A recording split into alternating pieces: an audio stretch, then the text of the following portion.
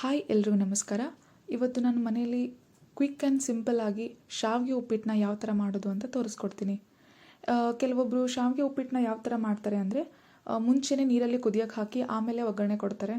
ಇಲ್ಲಿ ನಾನು ಯಾವ ಥರ ಮಾಡ್ತಿದ್ದೀನಿ ಅಂತಂದರೆ, ಇವಾಗ ಉಪ್ಪಿಟ್ಟು ಯಾವ ಥರ ಮಾಡ್ತೀವಲ್ಲ ರವೆ ಉಪ್ಪಿಟ್ಟನ್ನ, ಅದೇ ಥರ ಮುಂಚೆ ರವೆನ ಹೇಗೆ ಹುರ್ಕೋತೀವಲ್ಲ ಅದೇ ಥರ ಇಲ್ಲಿ ನಾನು ಶಾವಿಗೆನ ಮುಂಚಿತವಾಗಿಯೇ ಹುರ್ಕೊಂಡು ಆಮೇಲೆ ಒಗ್ಗರಣೆ ಕೊಡ್ತಾಯಿದ್ದೀನಿ. ಬನ್ನಿ ನೋಡೋಣ ಯಾವ ಥರ ಮಾಡೋದು ಅಂತ. ಇಲ್ಲಿ ನಾನು ಮುಂಚೆ 2 ಕಪ್ಪಷ್ಟು ಶಾವಿಗೆನ ತೊಗೊಂಡಿದ್ದೀನಿ. ಅದಕ್ಕೆ 1 ಟೇಬಲ್ ಸ್ಪೂನಷ್ಟು ಎಣ್ಣೆ ಹಾಕಿ ಚೆನ್ನಾಗಿ ಹುರ್ಕೋತಾ ಇದ್ದೀನಿ. ಇದು ತುಂಬ ಗೋಲ್ಡನ್ ಬ್ರೌನ್ ಆಗೋವರೆಗೂ ನಾವು ಇದನ್ನು ಚೆನ್ನಾಗಿ ಫ್ರೈ ಮಾಡ್ಕೋಬೇಕಾಗತ್ತೆ. ಅಂದರೆ ನೀಟಾಗಿ ಲೋ ಫ್ಲೇಮಲ್ಲೇ ಇಟ್ಟು ಹುರ್ಕೋಬೇಕಾಗುತ್ತೆ. ಸ್ವಲ್ಪ ಮೀಡಿಯಮ್ ಫ್ಲೇಮ್ ಅಥವಾ ಹೈ ಫ್ಲೇಮಲ್ಲಿ ಇಟ್ಬಿಟ್ರೆ ತುಂಬ ಹೊತ್ಕೊಂಡ್ಬಿಡುತ್ತೆ ಶಾವಿಗೆ. ಅದಕ್ಕೆ ಸ್ವಲ್ಪ ಲೋ ಫ್ಲೇಮಲ್ಲಿ ಇಟ್ಟೇ ನಾವು ಶಾವಿಗೆನ ಹುರ್ಕೋಬೇಕಾಗುತ್ತೆ. ಇಲ್ಲಿ ನಾನು 2 ಟೀ ಸ್ಪೂನು ಎಣ್ಣೆ ತೊಗೊಂಡಿದ್ದೀನಿ. ಅದಕ್ಕೆ ಅರ್ಧ ಟೀ ಸ್ಪೂನಷ್ಟು ಜೀರಿಗೆ, ಅರ್ಧ ಟೀ ಸ್ಪೂನಷ್ಟು ಸಾಸಿವೆನ ಹಾಕ್ತಾಯಿದ್ದೀನಿ. ಇವಾಗ ನಾನು ಇಲ್ಲಿ ಇದಕ್ಕೆ ಹೆಸರುಬೇಳೆನ ಕೂಡ ಆ್ಯಡ್ ಮಾಡ್ತಾಯಿದ್ದೀನಿ. ಇಲ್ಲಿ 1 ಎಸಳಷ್ಟು ಕರಿಬೇವಿನ ಸೊಪ್ಪನ್ನ ಹಾಕ್ತಾಯಿದ್ದೀನಿ. 1 ಕಪ್ಪಷ್ಟು ಹೆಚ್ಚಿಟ್ಕೊಂಡಿರೋಂಥ ಈರುಳ್ಳಿನ ಹಾಕ್ತಾಯಿದ್ದೀನಿ. 4ರಿಂದ 5 ಮೆಣಸಿನ್ಕಾಯಿನ ತೊಗೊಂಡಿದ್ದೀನಿ ಹೆಚ್ಚಿಟ್ಕೊಂಡು, ಅದನ್ನು ಕೂಡ ಒಗ್ಗರಣೆಗೆ ಹಾಕ್ತಾಯಿದ್ದೀನಿ.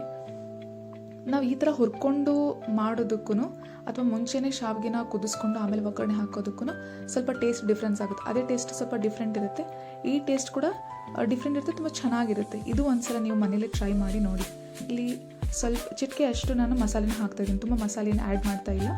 ಸ್ವಲ್ಪ ಅರ್ಧ ಟೇಬಲ್ ಸ್ಪೂನಷ್ಟು ಮಸಾಲೆನ ಹಾಕ್ತಾಯಿದ್ದೀನಿ. ಇವಾಗ ಅಳತೆ ತಕ್ಕಂಗೆ ನಾನಿಲ್ಲಿ ನೀರನ್ನು ಆ್ಯಡ್ ಮಾಡ್ತಾಯಿದ್ದೀನಿ. ಇದು ಸ್ವಲ್ಪ ಕುದಿಯೋಕ್ಕೆ ಬಿಡಬೇಕು. ಕುದಿಬೇಕಾದ್ರೆ ರುಚಿಗೆ ತಕ್ಕಷ್ಟು ಉಪ್ಪನ್ನು ಹಾಕ್ತಾಯಿದ್ದೀನಿ. ನೋಡಿ ಇಲ್ಲಿ ಕುದಿತಾ ಇದೆ. ಇವಾಗ ನಾವು ಹುರಿದಿಟ್ಕೊಂಡಿರೋಂಥ ಶಾವಿಗೆನ ಇದಕ್ಕೆ ಹಾಕ್ತಾಯಿದ್ದೀನಿ.